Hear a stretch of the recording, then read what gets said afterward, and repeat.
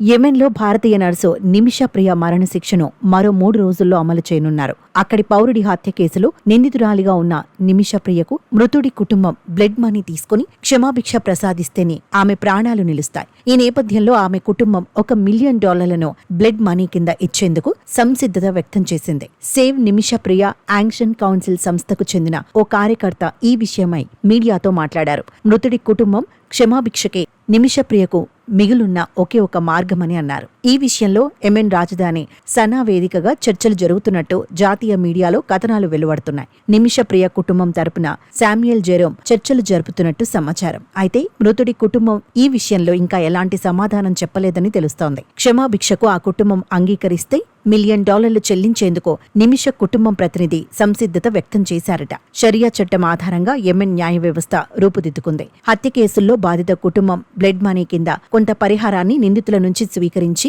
క్షమాభిక్షను ప్రసాదిస్తే మరణశిక్షను రద్దు చేయొచ్చు. శిక్ష అమలుకు చివరి నిమిషంలో కూడా ఈ క్షమాభిక్ష ఇచ్చేందుకు ఇక్కడి చట్టాలు అనుమతిస్తాయి.